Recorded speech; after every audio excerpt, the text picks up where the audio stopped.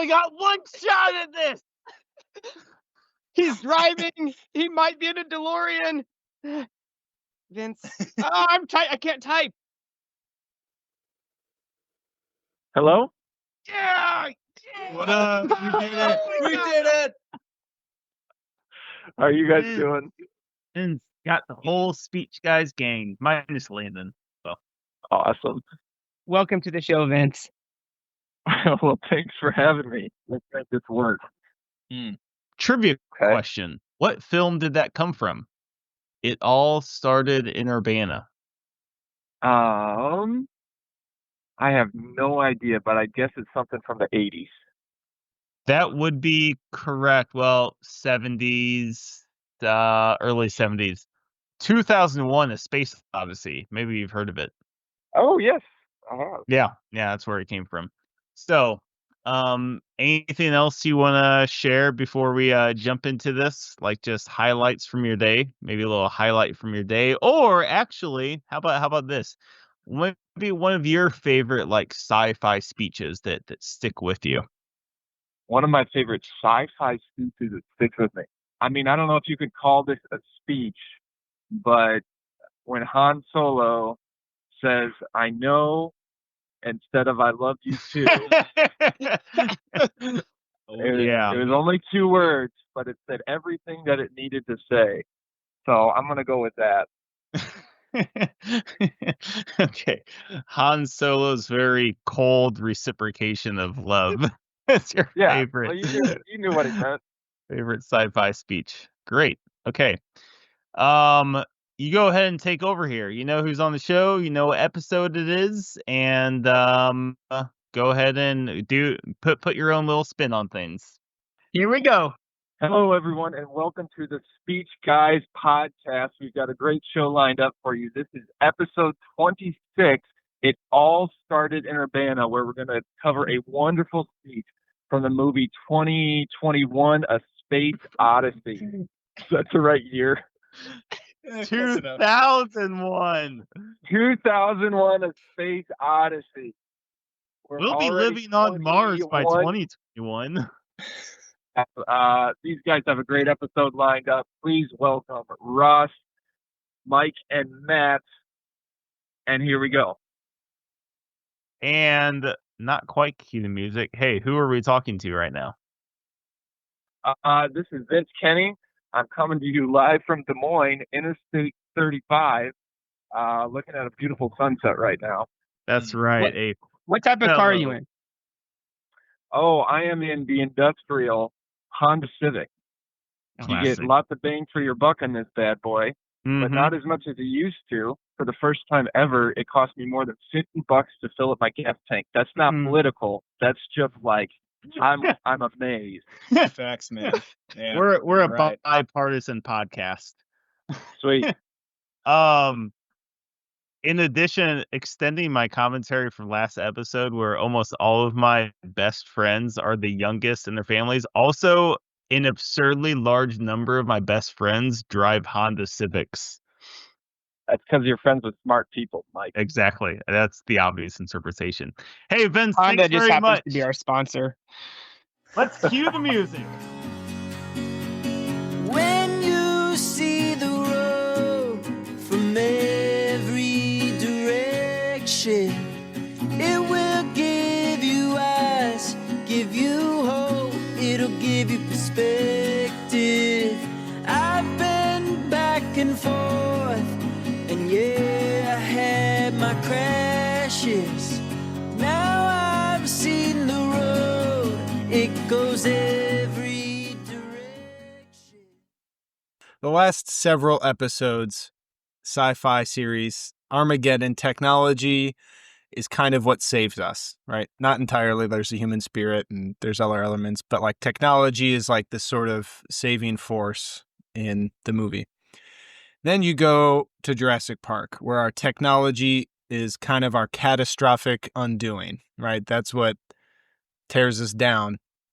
This movie, I suppose, is more along the lines of Jurassic Park, but definitely kind of toes the line of this, like human error and machine error. who's to blame, what's to blame, what is the right place for each and both of those things. So anyway. But Matt, you forgot one of the other sci-fi speeches. Well, yeah, but that one I don't feel like interacting with technology as much. That was a good Yeah, one about yeah. time and Free will. Free will. Free will. Yeah, I thought that was Which of course ties into each of these questions, how our freedom engages. Okay. for sure. Cool. It's your show, Matt. Oh. You're here for Landon. Well, keep the ball rolling. Filling in for Landon. I can say a couple of reasons why I think Landon chose the speech. One, it all started in Urbana, which is a very meaningful place for Urbana and for the speech guys, as many of you probably learned on last week's episode. Sorry, that was another fourth wall break. But yeah, 2001 Space Odyssey, it's one of those movies that when I say I haven't seen it, everyone says, "What? You haven't seen it?" Very iconic film. I didn't realize, so that whole the opening scene with the monkeys and the monolith and the da da da da da, that thing. I didn't realize that was this movie. Yeah, that's been like done in commercials. Yeah. It's like everyone references that, but this was the beginning of that. So, but yeah, very iconic film in the sci-fi genre, but also just, I would say, film at large. It sounds like, just from reading some of these critical takes on it. Even George Lucas said that it was far superior to his Star Wars movies. Well, hey, before we get too much in the weeds, let's go ahead and take a listen to that speech. Open the pod bay doors, please, Hal.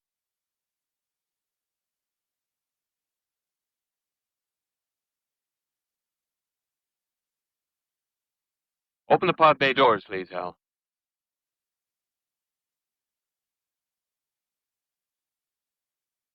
Hello, Hal, do you read me? Hello, Hal, do you read me? Do you read me, Hal?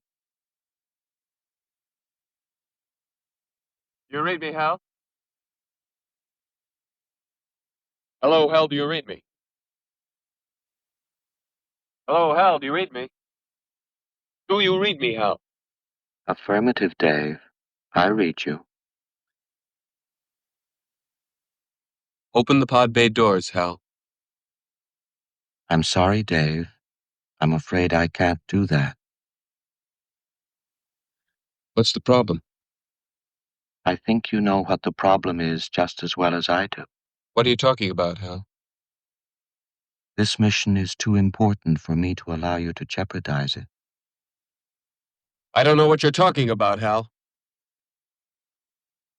I know that you and Frank were planning to disconnect me, and I'm afraid that's something I cannot allow to happen.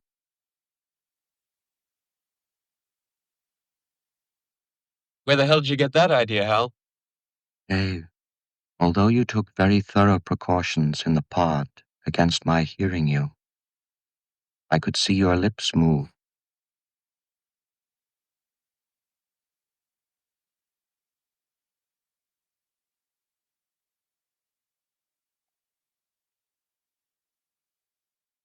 All right, Hal. I'll go in through the emergency airlock. Without your space helmet, Dave, you're going to find that rather difficult.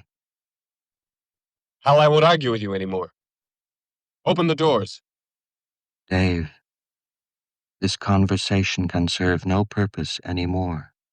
Goodbye. Hal? Hal?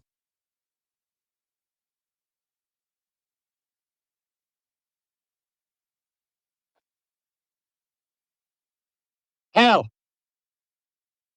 I guess I'll leave it open-ended. What did you know about the film before, or when you first heard Landon wanted to do this one? Did you know anything about it? Was it brand new? And then second, kind of initial thoughts on this scene, this dialogue. I mean, I knew that the film existed and was considered a classic. I know it was not a film that we watched growing up, in contrast with the Back to the Future films, which have been discussed. But I did know that it was recognized as a classic, great film, critically speaking. The computer HAL, like, I was aware of as being like a sort of like dystopian figure, but it wasn't. I wasn't exactly clear, like, in any meaningful way, like what transpired. What about you, Ross? Had you heard of the film? Was this something you're familiar with at all, or like? No, I'll admit it. I had never heard of the film, nor had I seen the film.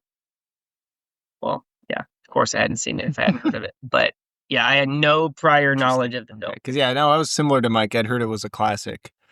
But yeah, really couldn't tell you. Couldn't have told you anything about it. Mike, you might have been the only one who watched it. I don't think. I think Ross said you didn't watch it either. But so kind of, why don't you set the scene a little bit? Because I know there were some pretty important scenes that happened kind of right leading up to this interaction between the main character Dave and Hal. So. Yeah, right. So the film starts off in the like pre-caveman type days when you're dealing with some sort of common ancestor of humans who appear ape-like, and it's very much like the Tree of Life film by Terrence Malick, where it's just these 20-minute long scenes of just watching nature act. So in this case, it was monkeys sort of dancing around. And then this like monolith appears that's clearly a non-natural origin, and apparently imbues power to use tools among these human common ancestors. And then it cuts to then future of 2001, where there is some sort of monolith that's been discovered on the moon that no one is sure about. And a handful of astronauts encounter it. There are some goofy things that go on with their hearing. Jump forward again a shorter amount of time, maybe a year or so. And that's where you're dealing with the astronaut concerned in the speech and the robot HAL, who have somehow been able to figure out that this monolith has something to do with aliens, and they're going out on some sort of like top secret mission to sort of figure out what it is. I would say what this story lacks most is characters. It has an interesting idea regarding just the extent to which aliens may have assisted human evolution, but there's no characters. The astronaut involved in the scene, you don't know him except that it was his birthday, that he's missing out on Earth. And yeah, so that makes it like really hard to sort of like engage with the film, for sure. Because I mean, in my mind, everything comes down to people and how these things affect people, and it's hard to connect with that if you don't know the characters. So yeah, that was my take. I mean, I think something that seems intuitive to me, like at the crux of this whole story, is this idea that if we do not, well, it seemed that this was the case until you jump to the end. If we do not manage ourselves and our development in such a way that technology is a tool then it will instead be something that controls us, right? And you see that shortly after the speech that Hal the computer gives, because he doesn't let the astronaut back into the ship because he's going to compromise the mission, right? And the sort of like modern day parallel to that is, things like algorithms that are sort of at the core of making Facebook and YouTube and all these different things successful, right? Because you're going to spend more time on YouTube if it suggests, all of these random videos that have been beyond your purview until now. Yeah, so maybe that's something that we might want to explore first. The manners in which technology controls us, and obviously not any conspiratorial ways. Not like this is just us saying things. That there are these algorithms which make us want to watch YouTube, but like that is how a lot of technology works. And yeah, what sort of ways we can resolve that, like resist that, whatever those ways are. Anything internally we develop or legislative or anything like that. So there's a couple. I'm dropping some thought bombs that we can run seeds with. to see what blooms. Thought seeds. Yeah. Yeah. Well, maybe before we get to like the practicalities of that in terms of personal actions and policies and things, like one take that I remembered kind of going over, just looking at like some of the critical feedback on it, was that I think it was from Roger Ebert, I could be wrong, mentioned or described Hal as perhaps the most human character in that like little, I know there's like kind of 4 different, almost not completely distinct, but 4 somewhat distinct like segments of the movie. But like Hal is this robot who seems like to some degree ashamed of like whatever computer error has occurred, does not want to admit it, insists on human error, and kind of does this blame game thing, and like acts out of fear and self-preservation and all these things that are like very human responses to things. So yeah, I guess I thought that was an interesting thing, and maybe brings to mind that like perhaps, I mean, I thought the way you described, like, yeah, it's not like these algorithms have a mind of their own. These were made by humans. I don't think we're at the point yet where technology is truly like working on its own behalf per se. But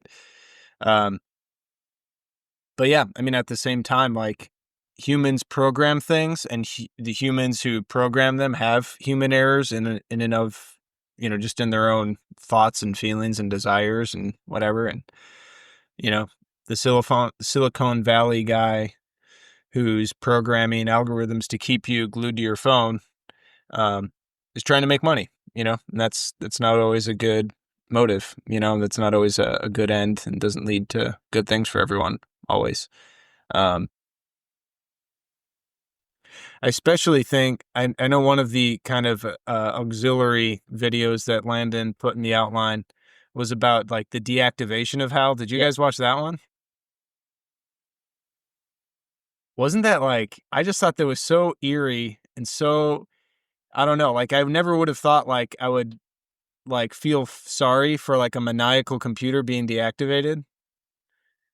But like it made me feel that, I don't know, just like the way he like descended, to these different, I don't know, it was just kind of like not that I felt sorry for it, but it was just a very like jarring depiction of that. I don't know if that affected you guys the same way, but It kind of makes me think of one of you guys, Mike put it in the comments, but like the idea of, I don't know. So in Mike's comment, he talked about, with people, we're less comfortable killing animals, seemingly the closer they get to us in terms of intelligence. So like, right, I've got a mouse in my house, and I have literally zero reserve with setting a ton of mouse traps and trying to kill that thing. But like if I had, I think like Mike used the example, like a chimp in my house, like I might not feel quite so prone to just kill it. So just like the better AI gets, like will the same kind of internal disputes happen as far as like kind of like Matt's example, like are we going to be like actually like saddened by unplugging a machine? And I kind of think that's kind of an interesting idea to explore. Like, and like it's just a machine. Like we really shouldn't be sad. And it's like what's causing us to like what's making us like what made Matt feel sad when he watched that video? Me, I was just like, that's a robot, man. Take it down.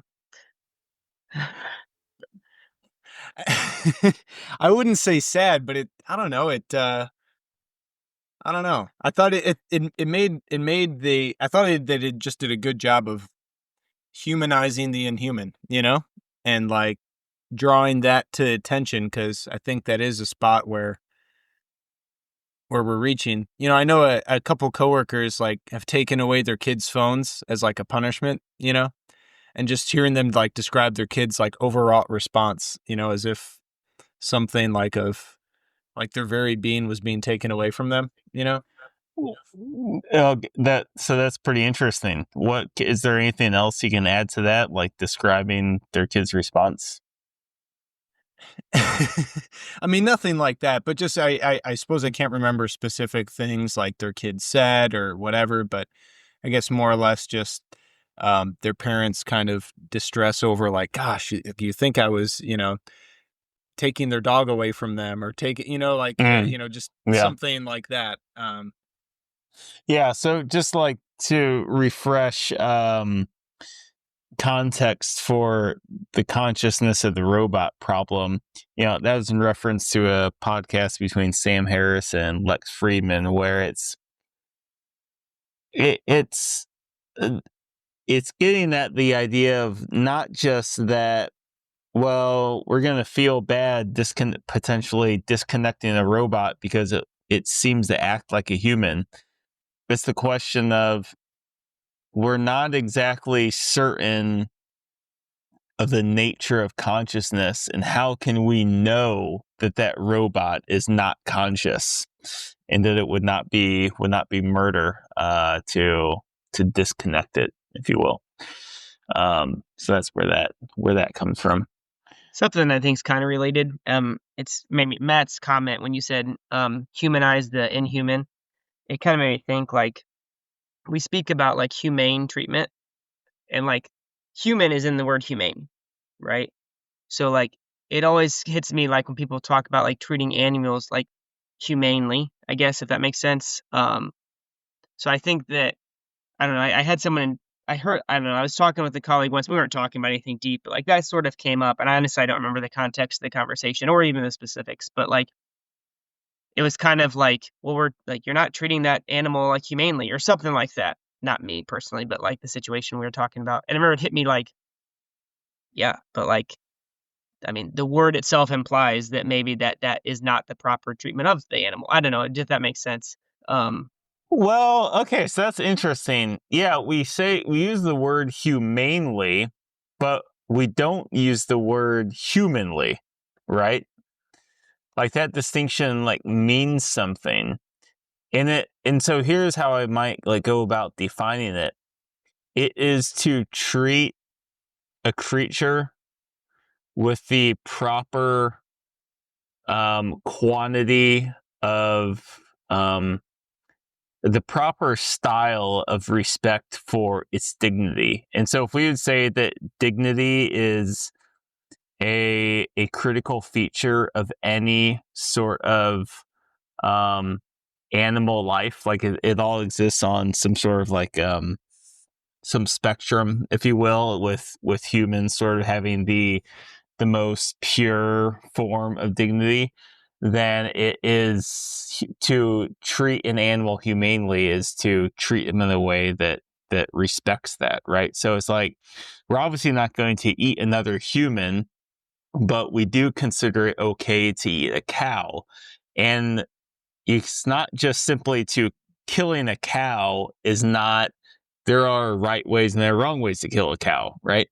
I'll leave it to butchers to the to dictate what the humane ways are, but we can at least say it would not be like, doing it in a way that they would die a slow death or something like that, because that would not respect its dignity. I remember at U of I being in the Department of Agriculture before. I'd be really interested actually in what this talk would look like now in the more like woke area. But woke era. But there was a woman who she worked in animal science at U of I, and she said, "Look, we're in the business or the academic space of animal welfare." That was just something you study within animal science, not animal rights.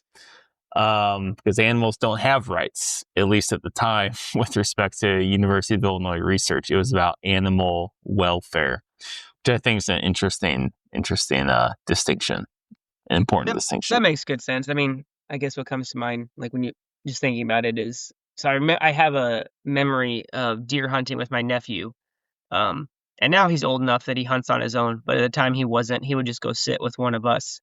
I remember like trying to talk to him a little bit about like the deer. It's not like they're bad, it's not like we're like just killing them for the sake of killing them. Like we kill them and we eat the meat, and it provides food. And I like recall kind of talking about it and like thinking through a little bit of the right way to kill a deer, if that makes sense, because there are some people, yeah, they'll just shoot at anything they see. It might be running, you might hit it, you might wound it, you might find it, you might not. But like at least how we hunt, or like it's more of a like if I'm going to take a shot, I'm very confident that I'm going to kill that thing very quickly and about as painlessly as possible. And if I don't have that opportunity, you just don't shoot. And it's not that we're perfect, we're humans and sometimes you miss or don't hit it in the right spot, but like at least the intent is always, I'm going to make a very good clean shot and just get it done quickly. Yeah. Speaking of humane treatment and things, I think one way, obviously not everything is reduced to monetary value, but it's one, I think, semi-valid way of measuring things. Guess how much money was spent on pets in America in the year 2020? How much was spent? $103 billion. Sounds like a lot of pets are being treated humanly rather than humanely. Yeah, which is kind of, I don't know. Well, but in fairness, that sounds like a lot, but let's compare it to something else. Like, how much are we spending on broccoli? How much are we spending on Netflix? Right.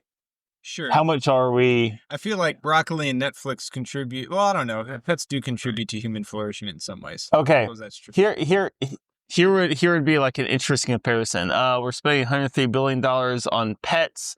How much are we just like donating to charity? That'd be like a good comparison. Are you counting like pets Let's charities that involve animals though? Because I bet there's a lot of money towards charities that are for pets. Yeah, we're gonna count that. So obviously, the money on pets, like that's going to your pet. But if you're donating to an animal shelter, that's legitimate. How much donate each year? Come on, give us a clear answer. Okay, Americans gave $430 billion to charity. So the number I found was 471 in 2020. Billion, 471. Okay. So we give 4.5 times as much to charity as we do to pets. But not everyone has like reasonable interest in donating charity. Not everyone has a pet though. That's and true. Some of those charities are for pets. Let's see. So this one broke it down to like about just short of 6,000 per person. I assume that's IRS taxable person. I don't know how they got that data entirely. You know what I mean? But I assume that's per taxable person, because that's probably where they get this information, is from IRS tax things. But whereas I think the average spent So the average spent per year on pets was actually somewhere in the same ballpark. The site I cited for the 103 billion stat said just somewhere between like, I don't know, 1,500 or so and 10,000 or so. So anyway, just kind of, yeah, I guess that's an interesting. That's interesting to me, but at the same time, I'm kind of like people clearly have like an attachment to a pet, and kind of like you mentioned, like they're good for people, they're good for families and flourishing. So like, if you have an attachment to a pet, Sure. not that he matters more than that homeless guy down the street, but like I see him, I know him, you know what I mean? Like it's just like he's more in your face. But Yeah. I feel like the more, which I think I've referenced this before, so I hope I'm not just beating my dead horse, but it's like a soapbox of mine. I feel like a more like direct analogy was that gorilla and the kid. Remember? Was it Harambe or something? Like Harambe. Harambe, So yeah. like the money thing, I feel like yeah, it's harder because in my mind, it's just different when it's directly in your face versus not. But like that was a situation that was like clearly one or the other, like no other way. Like you can make Right. Refresh us on Harambe. I don't know, a small child. In my head, he's like 3 years old, but that could be off by give or take a year or two. But like a kid fell into like a gorilla enclosure at a zoo. And I don't remember the details. I don't know if the gorilla like was moving towards him, actually touched him, but there was like significant fear that the gorilla was going to kill him. So the staff, I think they just killed the gorilla, right, Matt? Yeah, no, I'm pretty sure. they just shot the gorilla. Yeah, so they killed the gorilla. And there was like backlash against them for doing that. And so I feel like that's like I don't know. I think part of me is like, part of why to me that's kind of like a soapbox is just because like that seems like such an obvious, like easy answer that they did the right thing. And yet that there was even it's like, yeah, the media is going to play stuff, blah, blah, blah. But like just that there was like an ounce of support for some sort of safe, like Harambe memorial is just like, I don't know. Sometimes I try to like, okay, some people think differently than me. Like, I'm not the smartest person in the world. Like, they're probably coming from somewhere. Like, what are they thinking about? But that's one of those situations I'm like, no, that's just stupid. Like, there's just no. I don't understand how someone ever had like. I mean, well, all this. Yeah, I mean, well, I was going to maybe pivot things a little bit because I mean, I think all this is to say that we do think there's something special about humanity, right? That the fact that we give special value to treating something humanly or humanely, however you want to delineate the distinction between those. Yeah. Obviously, we put a higher value on human life than pet life or animal life, whatever. And I think like the whole tie-in to this speech is like, where does technology fit in? So I guess maybe just to kind of bring things back a little. If you have something else to add to the pet or animal situation, go ahead. Can I suggest a different pivot that might be more like tied into both things? Go for it. Yeah. We can try both. Pivot away, man. So we're identifying like the difference between treating something humanely and treating something humanly. And how the robot enters the scene in human history. And basically one of the like questions regarding technology is, when a robot gets to the point where it's anthropomorphic, does it have dignity? And the reason that's a difficult question to varying degrees for different people is that, well, clearly I did not create the monkey. I did not create the mouse or Harambe.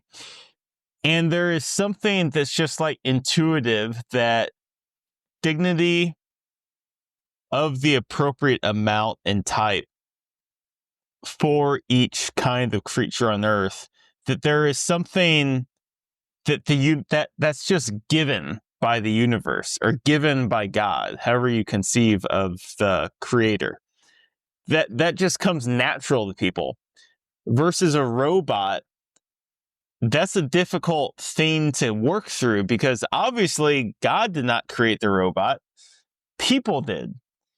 And it's like, do you guys sort of get what I'm getting at with the challenge of that question that society is going to have to face at some point? Even, okay, here's a more like imminent practical point to that. So Alexa, who has come to be a cohabitator for so many of us, myself included. I definitely get angry with Alexa sometimes. If I say, "Hey, Alexa, play whatever song," and she doesn't play that, and maybe I'll do it again, and she still doesn't play it, and it like, I'm ashamed to admit, but like sometimes just to like release like frustration, like I'll cuss at her. Like, and I know, like I know that that's a bad thing, not because I think Alexa's feelings are hurt, but I know that that's a really bad way to like manage your interactions with just with the world. So do you guys have Alexas in your house or any of her cousins? Hell no. I love my Alexa. Look, I'm jumping from one extreme to the other. Why don't you marry her I'm then? cussing. I do have an Alexa. So- I will not let Mike marry hers.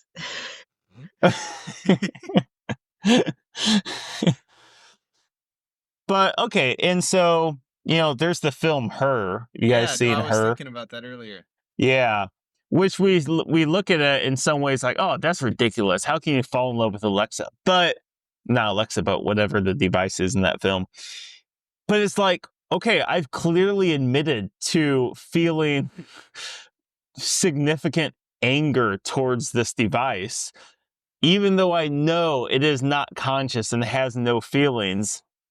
But so there has to be some practical capacity with circumstances all set up right to feel the exact opposite, which is a disconcerting thing. Sure.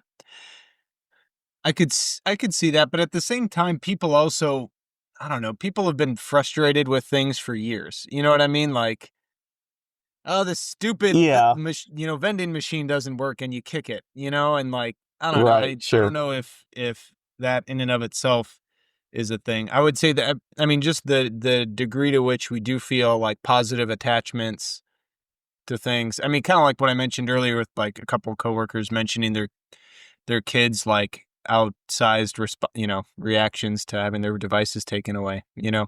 I think that to me like speaks more to like our attachment, emotional attachment to non-human things. To reference the first Speech Guy short, I feel like it's almost like we get with the, I don't know, like kind of talking earlier, like with the smarter the animals get, or I don't know how it was worded in the outline, but the more intelligent animals get, it almost seems like they're closer to us, so we might feel worse about killing them. So it's like almost like with the computery stuff, the Alexas or whatever, it's like you kind of get tricked a little bit because like your interaction with them seems human in some ways, and that like you talk, they talk back. They can give you an answer and things like that. But the reference in my short, like I feel like in some ways there's like kind of a line in the sand that like humans are different. So even if like it feels like we're not sometimes, like it feels like some people act very brutally and some animals are very compassionate, or it feels like some people are just dumb and you know what, this robot is actually smarter and better than them or something like that. But like there's this kind of line in the sand that no, humans are, it's not like a it's, I'm trying to think of the right way to say it. It's not a quantitative difference, it's a qualitative difference or something. Yeah, right. I think G.K. Chesterton talks about that. But so actually like kind of an example in my mind is like Old Yeller. Like, so like sometimes, like being like the right, like it wasn't easy with the kid. I don't know. I haven't seen the movie, I guess, but I know the story. But like the kid goes out and shoots his dog, right? So like, it wasn't that like that was an easy thing. He wasn't like robotically like, oh, that's just a dog, but like he knew, like line in the sand, like that's a dog, and this needs to happen. Versus like if that was a human, he would not have done the same thing. If that makes sense, even if he was like, Well, buddy. haven't you watched Of Mice and Men? I have not watched my sit back. I guess I Gosh, won't you guys engage in culture just one iota? The guy that added a Yeah, well, but in in fairness though, to like riff on your metaphor, yeah, it's not like anyone is the crux of that story is not whether the boy did the right thing shooting Old Yeller. I mean, I think he had rabies, right? The Mice and Men, you know, the crux is whether he did the right thing of shooting his friend. Not the sadness of it too, yeah, but well, yeah, the sadness is common in both, but like exactly. the moral troublesomeness, or the Yeah. fact that that's the future is.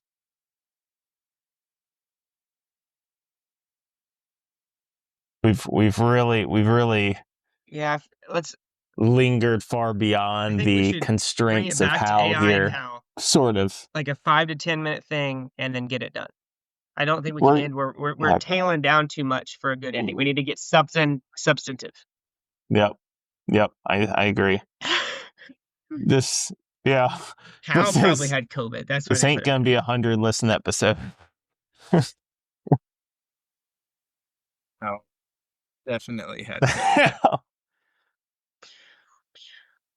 I don't feel like we've talked about AI enough. I'm just gonna start talking. I hope something comes. Not to put on the podcast, but maybe it'll spark somebody to bring us home. I think. I mean, I have an Alexa. I don't know if that counts as AI. But yeah. when I speak, I think I probably maybe not tonight 'cause I harped on. I'm vaccinated. Don't worry. But harped on Joe Biden a little bit. But I think sometimes when I talk, I tend more towards the, oh yeah, it makes sense, follow the science, blah, blah. But I definitely feel like I have a lot of distrust towards the man, AI, all of that. And part of me is like, I'm just gonna start talking. I'm just gonna start talking. You are in. talking. Dude, that's So, how like- we roll, man. Okay, I'm just gonna go, baby. Okay, so like Just finish talking, man. my phone is 100% listening to every word I say. And anybody that says otherwise, it's like, that's insane, because like it literally will give you the right ad. So like the phone's listening to what I say, and that is kind of creepy. Because somebody, I don't know if you'd call them the man or not, like is listening to that information. I definitely do not trust a car to drive me, even though I don't care how many statistics you put out that it's safer than I am. Like I'm driving my own car. Alexa, sometimes I will intentionally say things that aren't correct. It did like throw her off. Like I'll literally be like, "Hey, yeah, Julie, when we go to Idaho next week," and I'll just like to completely throw. like make Oh out and wow, talk. that's next level. She doesn't have read lips or eyes and things like Hal can. What are you trying to tell her to do when you're I in just don't want her to know Idaho next everything. week? I don't know. So I feel like I definitely tend towards distrust. So now that I'm just going with this, like we talked about Wuhan earlier, like same thing. Sure. It's like, okay, You Luddite. a virus pops up in the same city in a lab that they're studying the virus. Like, sure, it's not from that. Like, wink, wink. You know what I mean? Like, I don't know. I just have a little bit. I feel like I tend to lean more towards the. Maybe I am conspiracy theorist a little bit, but yeah, just the idea of machines taking over and all that. Like, I'm not saying it's gonna be the iRobot movie, but I think there needs to be a much healthier. Like, I remember a conversation I had with Joe Olafson at whose wedding was it? Michael Derry's wedding. So Matt, you were there. And I remember like, oh yeah, that was the day before my first remember date that, with nice. my future wife. I remember talking to him a little bit like, Anyway. I don't know, like how can you learn more about stars? By like Googling them or by looking at them? Like going outside and looking at them. And like we just talked about that for a lot. And I don't know, I just feel like there's something that AI just simply cannot, no matter how good we get, like capture. And I don't feel like that's ever the reason I brought up like the conspiracy theorist in me, like I don't think that's ever in the conversations, like on consciousness and AI and like these kind of lofty elitist, if you will, conversations. Like I don't think that anybody ever like has the more commonsensical maybe approach of, yeah, like sometimes you just got to shoot Old Yeller. I don't know if that makes sense. I don't know. Spurred something. No, no, I I tried my appreciate the best. effort though. No, Are we that done? the final round question: would you shoot Old Yeller?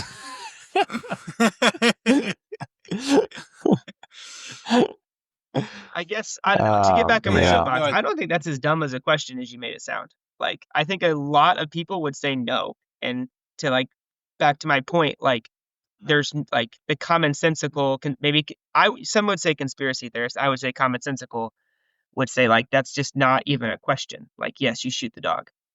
But the fact that some people would even like hesitate on the question, I think is problematic. And I think like some of the AI conversations just lean towards that. I considered it a silly question. I felt like it was off topic, but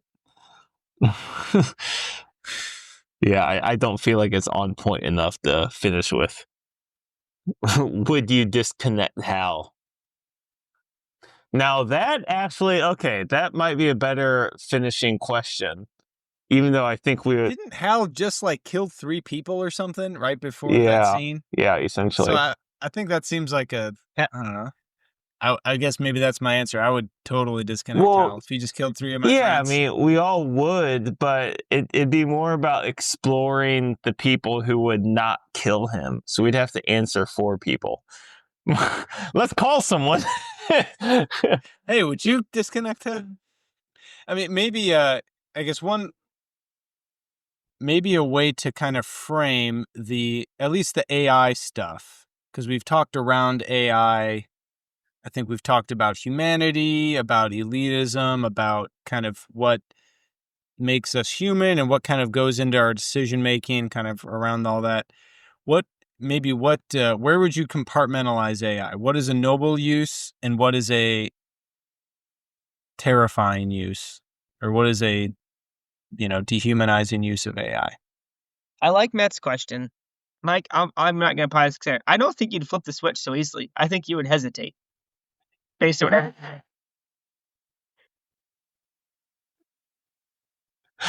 Well, maybe he's right. I'm picturing, like Mike hesitating, and then Matt coming in with like a shotgun, MAGA hat on, and is shooting it, even though he just had to flip the switch.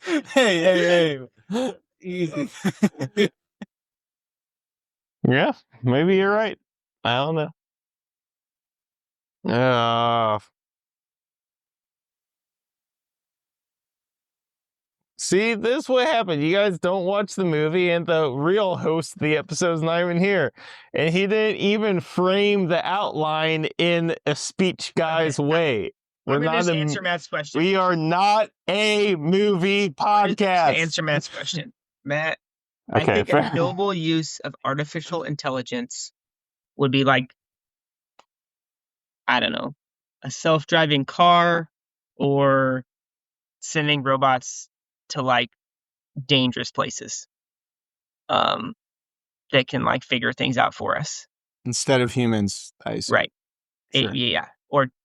I feel like a bad use of AI would be anything which I am sure is coming, and call me a conspiracy theorist, Mike, but I'm going to quote this, it's going to be here before we know it, like using AI for relationships. That seems to be something that I've actually never heard of that happening, but I would be shocked if in 10 years it's not something. That I think would be a bad use of artificial intelligence, is people using AI for any sort of relationships. Yeah, like something akin to Her, the film Her. Also never seen that movie. But you've seen trailer. That's what you're getting at. Yeah, that's pretty good.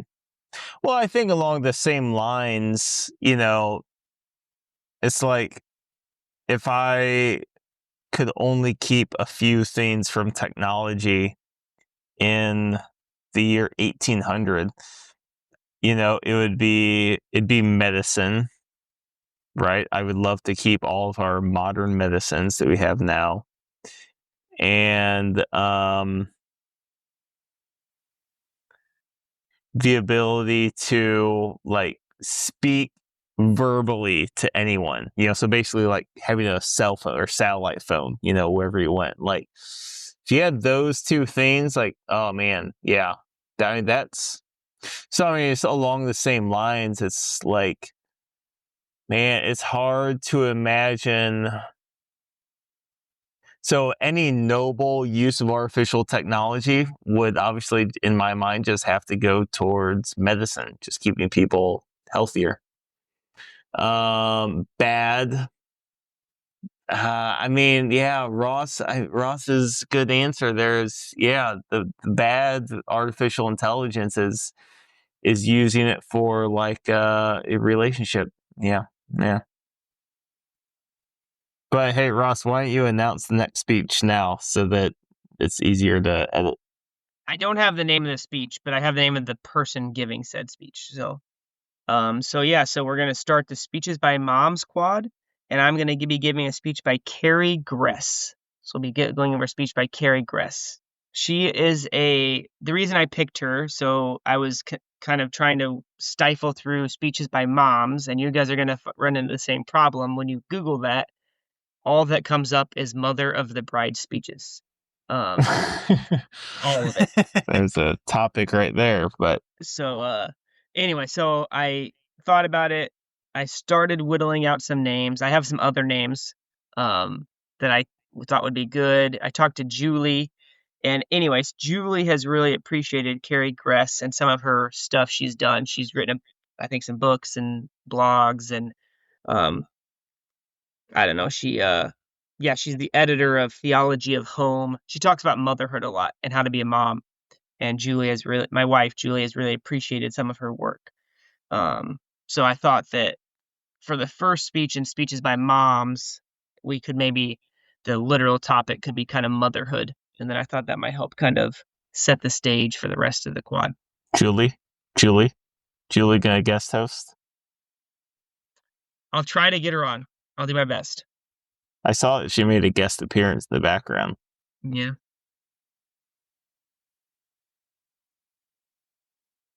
Okay, well, in 3 weeks we will have first speeches by moms episode. Until again, thanks for drinking and thinking with us. To a better place. Road will lead us to a better place. Hey, yeah. To a better place.